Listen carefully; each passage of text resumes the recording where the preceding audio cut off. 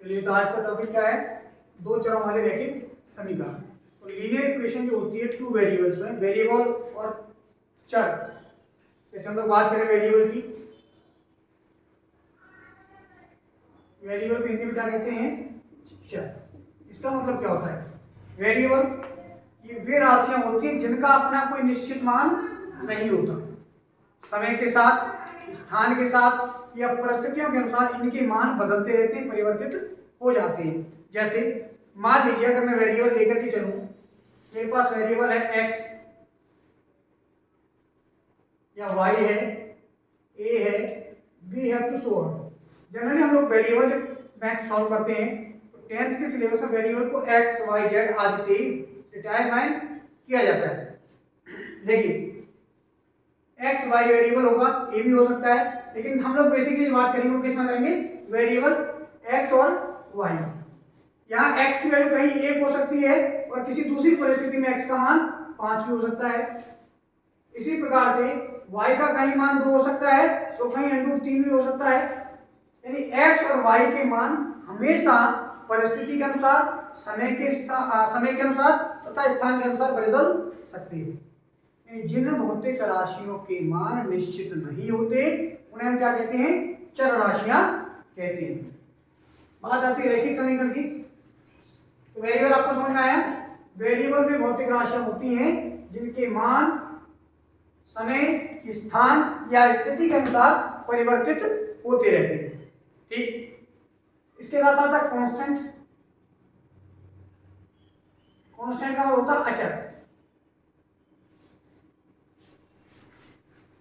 अब constant value क्या होती है? कांस्टेंट वैल्यू वे मान होते हैं जिनका मान निश्चित होता है, इनका मान समय के साथ, स्थान के साथ या स्थिति के अनुसार परिवर्तित नहीं होता। जैसे मैंने किसी कॉन्सेप्ट में वैल्यू बताई कि दो लोग, मैंने बताया 2 सेब, 2 शहद। देखिए यहां लोग, सेब, शहर, कुछ भी, ये सारी चीजें बदल गई, लेकिन मेन चीज क्या है? 2 का मान। 2 अपने आप में एक फिक्स्ड वैल्यू है, इसका मान कभी नहीं बदलेगा। 2 रुपए, 2 व्यक्ति, 2 स्थान, 2 वस्तुएं, यानी कोई भी चीज क्या है? फिक्स है। कितनी है? 2 है। तो जब इस प्रकार के किसी फिक्स वैल्यू का हम लोग गणित की भाषा में आकलन करते हैं तो उसे क्या कहते हैं? अच्छा, ठीक है, समझ आया? और जब किसी समस्या को या स्थिति को इस चर तथा अचर के एक साथ जोड़कर, गुणाकर या घटाकर के समीकरण के रूप में लिखा जाता है तो उसे कहते हैं रैखिक समीकरण। रैखिक समीकरण तब होगा जब किसी भी चर राशि की अधिकतम घात यानी कि पावर कितनी होगी? 1 होगी। जैसे मान लीजिए आपके पास अचर राशि कुछ भी है, जैसे मैंने कह दिया 2x, तो यहाँ 2 क्या है? 2 अचर राशि और x क्या है? चर राशि है। ठीक, x की अधिकतम घात कितनी है? 1 है। अभी हम लोग एक ही वेरिएबल की बात कर रहे हैं, 2 वेरिएबल की बाद में चलेंगे। जैसे मैंने कह दिया, चलिए 2 हटा देते हैं, 2 तो बार बार अच्छा नहीं लगता। हमने कह दिया 4y √3x एक्सेट्रा। देखिए यहाँ एक क्या है? ये जो पहला मान है वो किसका है? अचर राशि का, और दूसरा किसका मान है? चर राशि का। जब इस प्रकार किसी समस्या को या किसी बात को गणित की भाषा में लिखा जाता है तो इनको क्या कहते हैं? चर और अचर राशियों का कॉम्बिनेशन, संयुग्मन। किसका? चर और अचर राशियों का, वेरिएबल और कांस्टेंट का। जब इस प्रकार के समीकरण को हम लोग 2 चरों में लिखते हैं तो उसका एक सामान्य समीकरण दिया जाता है, उसको हम लोग डिफाइन करते हैं। सामान्य समीकरण क्या होता है? ax + by + c = 0। ठीक, देखिए a, b और c ये कैसी राशियां हैं? अचर राशि। जबकि x और y कैसी राशि हैं? चर राशि। अब देखेंगे अचर राशियां हैं, अचर राशियों की एक फिक्स वैल्यू होगी। इसे सामान्य समीकरण इसलिए कहा जाता है कि ये सभी अचर राशियों का रैखिक समीकरण को व्यक्त करता है। जैसे एक ही और आपने रख दिया, मान लीजिए 2x, plus 3y plus 4 equal to 0।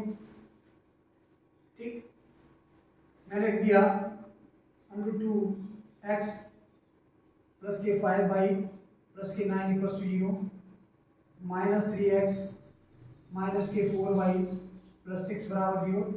आप लोग अपने हिसाब से चर और अचर राशियों को डिफाइन कर सकते हैं। देखिए अचर राशियों का अपना एक अलग फिक्स मान होता है, जैसे यहाँ 2 है, यहाँ √2 है, या -3 है, या 3 5 -4, ऐसे ही 4 9 और 6। जबकि चर राशि जो है x y जो भी है वो इस समीकरण के अनुसार अपना एक अलग मान रखते चलेंगे। यहाँ से x और y की अलग वैल्यू निकल के आएगी, यहाँ से अलग आएगी और यहाँ से अलग मान आपको प्राप्त होगा। ठीक, समझ में आया इतना? चलिए, ये सामान्य समीकरण हुआ आपका किसका? दो चरों वाले रैखिक समीकरण है। अक्षर कितने हैं? दो। कौन कौन सा? x और y। आज हम लोग जो बात करेंगे इन्हीं दो चर वाले रैखिक समीकरणों को हल करने पर आधारित प्रश्नों की बात करेंगे। चलिए इसी तरह साफ करके आगे बढ़ते हैं।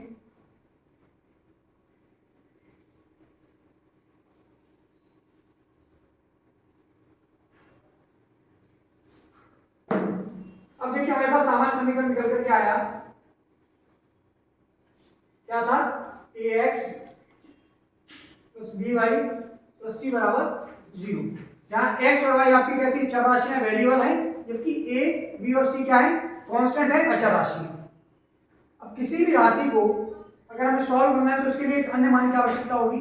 मैंने अब दो चर राशियों की बात की है, तो मैंने पहले की चर राशि की बात की a1 b1 और c1। ऐसे एक दूसरा समीकरण ले लिया, इसी सामान्य समीकरण पर आधारित होगा a2x plus b2y plus c2 बराबर 0। अब आपके दो समीकरण हो गए। सामान्य समीकरण पर ही आधारित मैंने ये दो समीकरण लिए हैं। क्या है? a1x plus b1y plus c1 बराबर 0, a2x plus b2y plus c2 बराबर 0। ठीक, इनको हल करने की विधियां कितनी हैं? 3 हैं।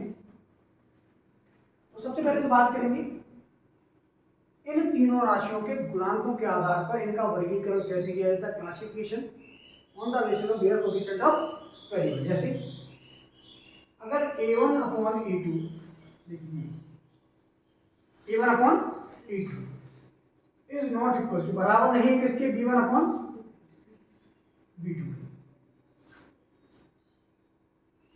यहां लिख दीजिए इफ यदि a1 अपॉन a2 बराबर नहीं है किसके?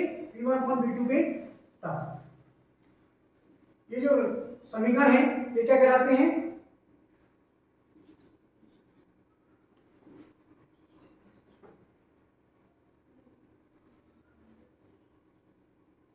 तो समीकरण क्या करते हैं? प्रतिच्छेदी रेखाओं को दर्शाते हैं, दिखाते हैं।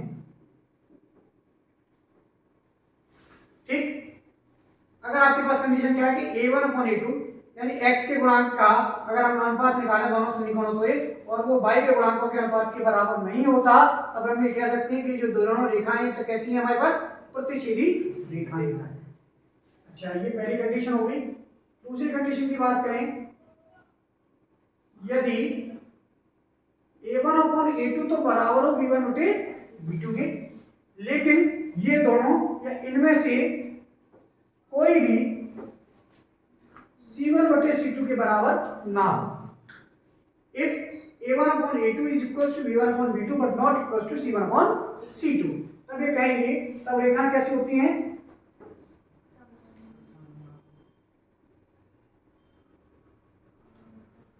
समांतर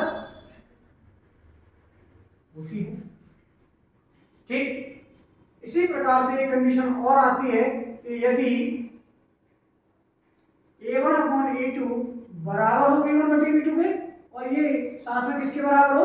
c1 बटे c2 के, यानी x के गुणांकों का अनुपात y के गुणांकों का अनुपात तथा अचर राशि c के गुणांकों का अनुपात यदि एक दूसरे के बराबर है तो रेखाएं समपाती कहलाती हैं।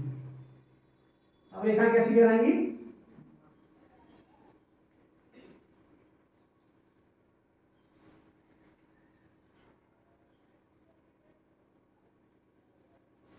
ठीक, इतना समझ में आया? अब देखिए यहीं से हम लोग एक चीज और आगे बढ़ते हैं। यदि समीकरण प्रतिच्छेदी रेखाओं को दर्शा रहा है तो इसका मतलब है कहीं ना कहीं दोनों लाइन एक दूसरे को किसी एक बिंदु पर प्रतिच्छेदित कर रही है। तो इसका कहीं ना कहीं एक अद्वितीय हल होगा, यूनिक वैल्यू में आंसर आएगा। तो इसका कहते हैं क्या होता है, चलिए उसे हम लोग अगले पार्ट में देखते हैं। यहाँ से हो गया, आपके पास समझ में आ गया। यदि a1/a2 is not equal to b1/b2, तो ये कैसी लाइन हो जाएंगी, इंटरसेक्टिंग लाइंस हो जाएंगी, प्रतिच्छेदी रेखाएं हो जाएंगी। यदि a1/a2 is equals to b1/b2 but not equals to c1/c2, then these lines called parallel lines, समांतर रेखाएं कहलाती हैं। और यदि तीनों ही गुणांक a1/a2 बराबर b1/b2 बराबर c1/c2 हो, तब रेखाएं कैसी कहलाती हैं, समपाती। इसी पॉइंट पर हम एक चीज और देख लेते हैं कि जब इनके हल निकल करके आ सकते हैं, क्या होगा, हल यदि हम लोग निकाल सकें तो ये संगत समीकरण कहलाते हैं। क्या कहलाते हैं, संगत। इसको इंग्लिश में क्या कहते हैं, कंसिस्टेंट। ठीक है, तो देखिए यहां से भी क्या होता है, चलिए इसको हम लोग दोबारा से रिकॉल करके देखते हैं। इतना समझ में आ गया सबके। अब देखिए जहां प्रतिच्छेदी रेखाएं होंगी, मैं यही बता देता हूं, जहां प्रतिच्छेदा रेखाएं होंगी उनका केवल एक हल आएगा। कितने हल आएंगे, एक। यहां लिख देते हैं केवल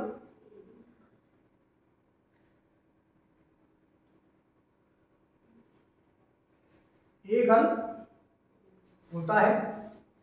यानी ये लाइनें कहीं ना कहीं ऐसे करके इंटरसेक्ट करेंगी एक दूसरे को, और जहां इंटरसेक्ट करेंगी वहीं इनका एक सॉल्यूशन हमें प्राप्त होता है। एक्स और वाई की वैल्यू सिंगल निकल के आती है। दूसरी बात, जब रेखा समांतर होती हैं तो कोई हल नहीं होता।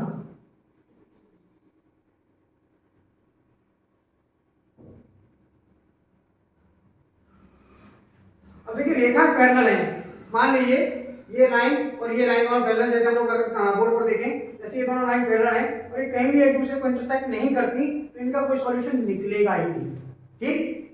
तीसरी लाइन होती है कि जब a1/a2 बराबर b1/b2 हो और बराबर किसके हो, c1/c2 के, तब इनके क्या होते हैं, अनेक हल होते हैं, अपरिमित रूप से अनेक हल।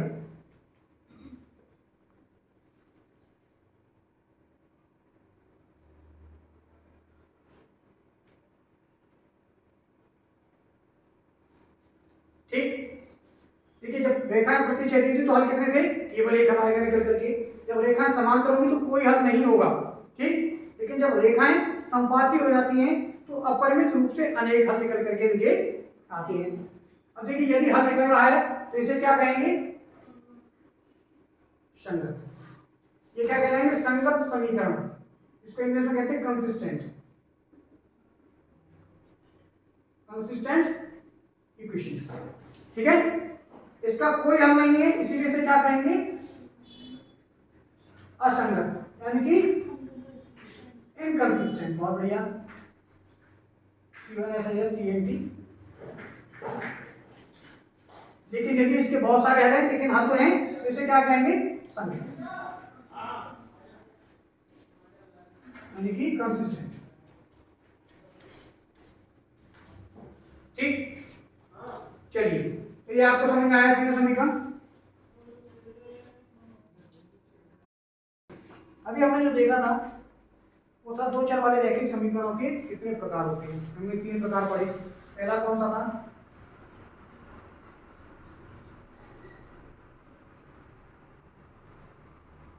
रेखा। दूसरा कौन सा था, समांतर रेखाएं। और तीसरा क्या था, संपाती रेखा। देखिए 3 टाइप से आपने लीनियर पेयर इक्वेशन देख लिए, इनको हल करने की भी 3 विधियां हैं। ठीक। अब देखिए इसका कोई हल होता नहीं तो इसका करेंगे भी नहीं, सीधी सी बात है। जिसका कोई हल नहीं है तो उसके हल करने के तरीके भी नहीं होंगे। अब हम बात करते हैं प्रतिच्छेदी रेखाओं की और संपाती रेखाओं की। इसको हल करने की 3 विधियां हैं। रैखिक समीकरण जो 2 चरों में दे रखी हैं उनको हल करने की 3 विधियां कौन सी हैं। नंबर 1 है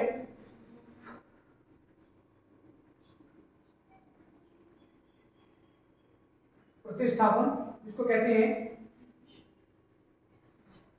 सब्स्टिट्यूट।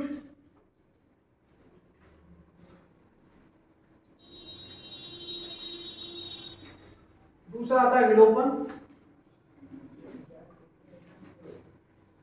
एलिमिनेशन, और तीसरा आता है वज्रगणन यानी कि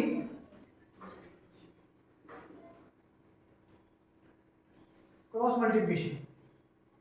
ठीक, तीन तरीकों से हम लोग इन दो चरों वाले रैखिक समीकरणों को हल कर सकते हैं। आंसर एक ही आएगा, बस तरीके डिफरेंट हैं। तो तीनों समीकरणों को बारी बारी से देखते हैं। जैसे हमारे पास, इसके लिए हम क्या करेंगे, एक एग्जांपल लेंगे, उसको बारी बारी से तीनों तरीके से सॉल्व करने की कोशिश करेंगे। कोई भी एक सवाल ले लेते हैं आपकी बुक का।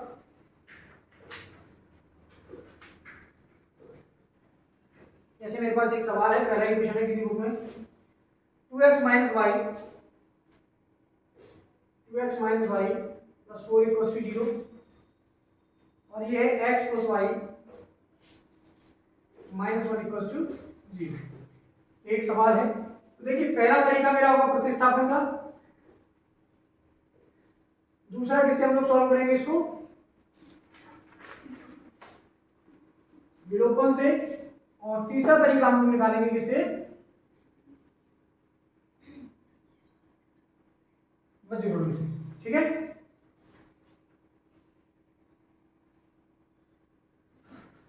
तो पहला है आपका प्रतिस्थापन। बहुत ही सिंपल वे में हम लोग समझेंगे। देखिए, प्रतिस्थापन का मतलब क्या होता है, सब्स्टिट्यूट, यानी किसी एक वैल्यू को दूसरे के रूप में लिख देना।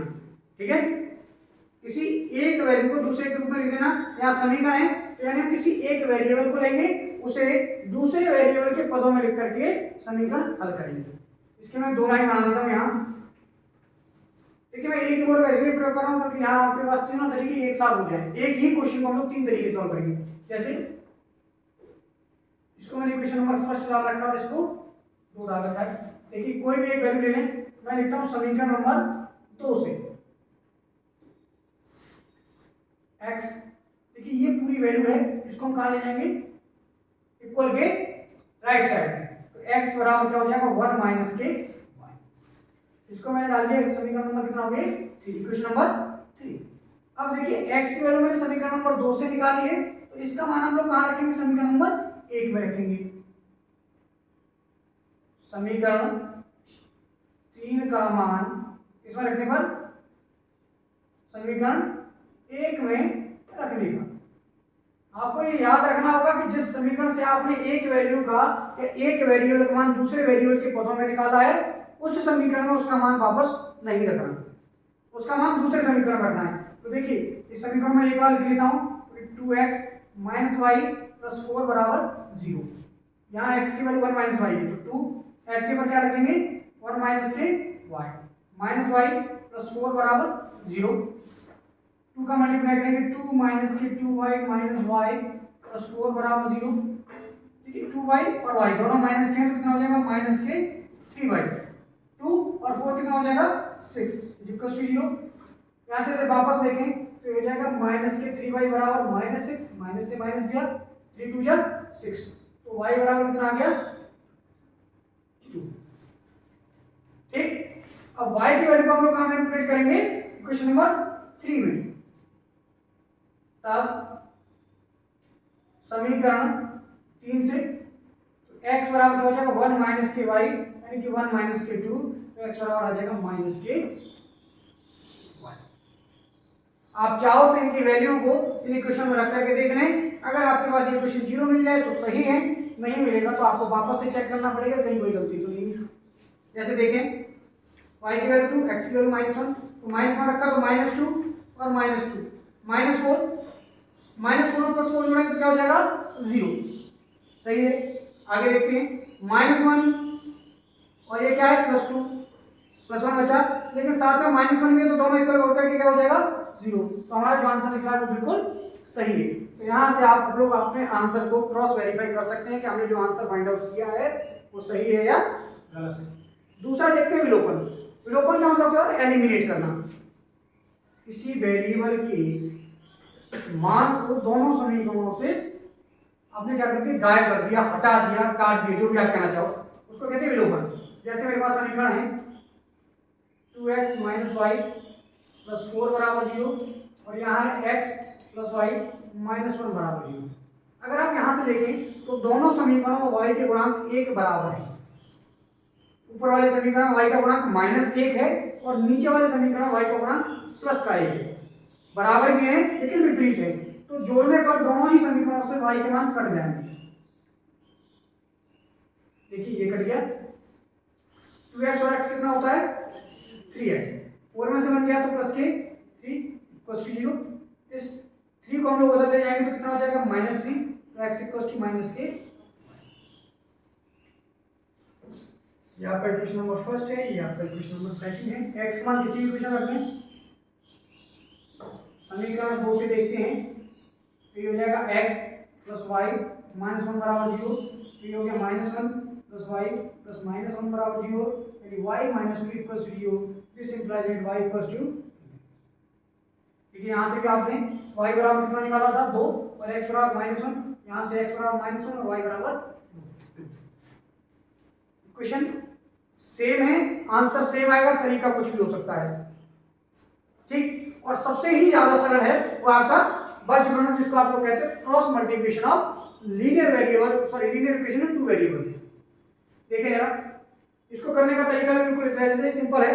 मैंने लिख दिया 2x - y + 4 बराबर 0 और ये है x + y -1 बराबर 0। इसके लिए आप एक काम करेंगे, चलिए मैं इसको ऐसे वापस से 2 भागों में बांट देता हूं, यहाँ से मेरे पास जगह है, ठीक। देखिए यहाँ मैं लिखता हूँ x, जो वेरिएबल है उसका मान रखेंगे, ये y और एक कांस्टेंट वैल्यू दिया हुआ मैंने लिख दिया 1। इन सबको एक डिवाइडेशन साइन से फ्रैक्शन के रूप में अलग कर दिया है, ठीक है। अब देखिए, अब आपको x के नीचे जो वैल्यू चाहिए वो कैसे निकालते हैं, तो आप क्या करेंगे, x की जो इक्वेशन है उसके ऊपर ऐसे छिपा देंगे x की वैल्यू को। अब y के गुणांक देखेंगे, कोएफिशिएंट ऑफ y, पहला कितना है -1 और इस y का कितना है +1, ठीक।